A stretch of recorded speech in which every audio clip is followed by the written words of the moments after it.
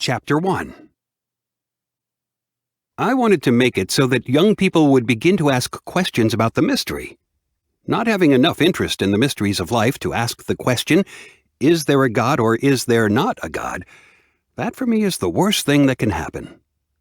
George Lucas. Joseph Michael Moretti awakened to the muffled crying coming from the guest room. Grace's sobbing echoed in his mind. Quickly dressing, he slipped on his sandals and headed downstairs for a cup of coffee. After hitting the button on the coffee maker, he got out his favorite Lucky Mug and the bottle of vanilla creamer. Desiring to avoid Grace, he softly called Hershey, their chocolate-brown lab, for a walk on the Strand. It will feel good to feel the fresh ocean breeze. As soon as he picked up the leash, Hershey was at his side. After pouring coffee into his mug, he headed out the front door.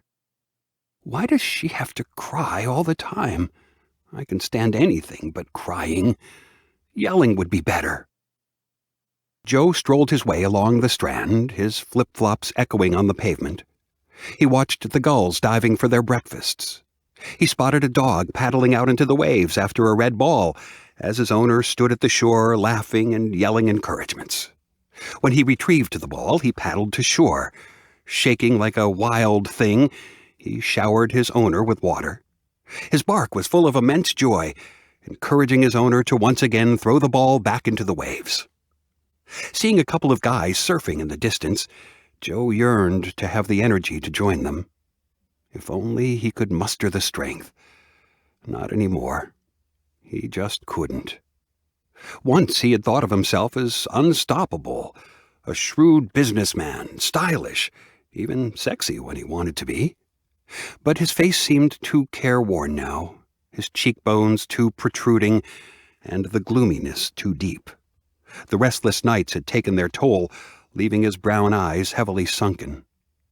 Sitting like a stagnant pond, clouded by fear, he wondered what evil lurked below the surface, what unbearable pain might soon unfold. A cool breeze blew across his face, its smells of the ocean clean and fresh. Walking to the shoreline, a wave caught him by surprise. Wet and clammy, sand oozed between his toes. Arriving at his favorite spot, he sat in the sand sipping his coffee while Hershey curled up next to him taking his morning nap. His mind rambled about without a clear-cut purpose. Most of his important decisions in life had been made here, but for the first time he had no spot to place his pain and nowhere to turn for help. Joe was heartbroken. What force had led him to this place? There seemed to be no magic healing, no easy step to get him back to where he was happy. Over the last few days, Joe's emotions plummeted. He felt weak and lifeless. There was a strange chill in the pit of his stomach. His feelings of injustice and anger let him know that something wasn't right in the universe. A heavy cloak of anxiety hung around his shoulders. Why has this happened to my family? When will it stop? The pain. I can't take it anymore. Why can't someone, anyone, help me? Bewildered, he sat puzzling over the past events one more time. He felt alone and disconnected, even alienated from Grace. His life no longer had rules, boundaries, or protocols. His grief stripped him of everything he understood. His life used to be so blissful, so free of worry, so free of pain. Of course, things had changed. The fates are so cruel. Everything switched around. His life took such dark turns that it knocked him into the abyss of uncontrollable suffering and despair. He had lost them. Forever. He never got to say goodbye. They were everything to him. Tears streaked down his pale cheeks. So what if men weren't supposed to cry? A quick hug was all he needed. His surroundings had taken on an uncommon tone. The shadows of nightfall emerged more dismal, his mornings were less optimistic, and his walks along the beach less enthusiastic. There were moments at work in the late afternoon when a kind of panic overtook him. Before he had his first child, He anticipated battles ahead. He knew his children would test and possibly defy him in their teenage years, but surely he had never anticipated this. The moment that he heard Christopher's first cry, he found within his heart this unexpectedly raw capacity for love. All at once he was a protector, a nurturer, a defender of innocence, a storyteller, a kisser of boo-boos, and a coach until the end of time. How had everything gone so wrong? I'm spiraling out of control, being pulled down a narrow drain, headed for the garbage disposal of life. I'm trapped in a never-ending maze with dead ends and traps. How will I ever end this nightmare? I can't handle things anymore. Do I know what I'm doing? Why am I the only one whose life is in shambles? It seems to me everyone, yes, everyone I know has got their life together more than I do. Can I survive this? Do I even want to? Wouldn't death be better? Joe wept warm, salty tears. He struggled to breathe. Overtaken by his feelings, Joe tried to calm himself. Sweet Hershey nuzzled closer. Joe patted his head. No one should see me like this. Will this ever stop? Good people aren't supposed to be punished by God. Or are they? How could this possibly be a lesson you need to teach me? I haven't learned a thing. Was I wrong to think there is love and truth in this world? What did I do to deserve this? My children may not have been angels, but how could a loving God let this happen? God, I'm desperate. Help me. I want to be free of this, free from it all. Why is life so unbearable? I've made such a mess of things.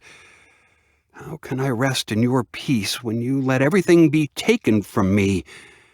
Nothing is left. God, I need your help. Please send someone with the answer. Please stop the pain. I can't work like this. I'm afraid we'll lose our house. Where are you? Damn it! I didn't do anything to deserve this. How can I ever trust? He sat there distressed, panicked, and storming. Joe wanted to stop rehashing the events over and over in his mind. His words were eating him alive. He wasn't certain who he was any longer. Was he incredibly stupid to think that bad things could not happen to good people? Why doesn't someone have the answer? Everyone avoids me. Even you, God.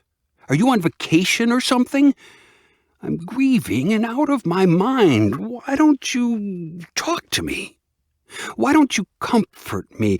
Please take this mountain off my back. What I wouldn't do for an encouraging word. Why does everyone look at me as though I'm dying? I don't need their pity. God, please help me. Where are you? Why did you let this happen to my family? I'm entitled to feel however I want. Everyone complains. Nothing is off the table. From now on, if I want to cry, I will do it. I can't imagine how anyone could get over this. No, I will never get over it. I won't ever be able to move forward. I feel so numb. The world is going on without me. Nothing brings me happiness. Time heals all wounds. I wonder who thought up that stupid cliché. Why do my friends think I should get over it? I feel frozen in time. I can't go backwards to fix anything, and I can't move forward either.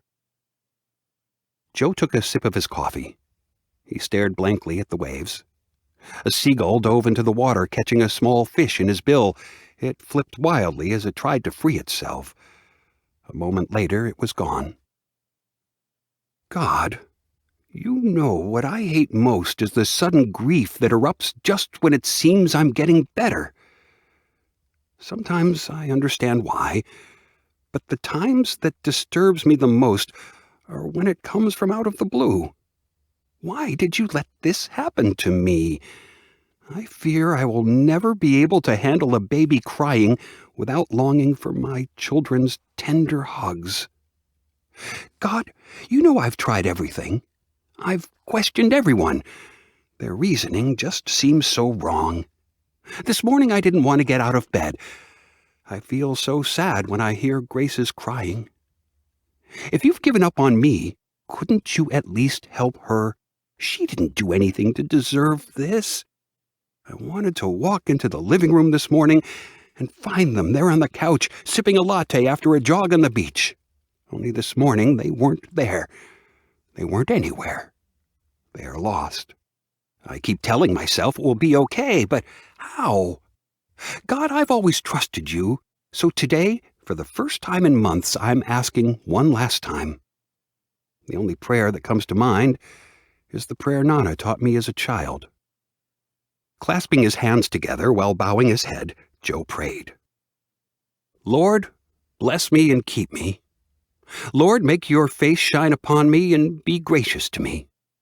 Lord, lift up your countenance upon me and give me peace. Amen. Joe's mind began to wander, to daydream, searching for relief from the pain. He pictured himself standing on the deck overlooking the ocean. His children's voices echoed from the tables. Clouds serenely floated across the sky. Hamburgers and hot dogs sizzled on the grill. Joe sipped a Sam Adams. Music resonated from his sound system. Joe's vision surrounded him with familiar feelings, smells, and sounds. Wrapped in a blanket of happy memories, Joe felt momentarily safe.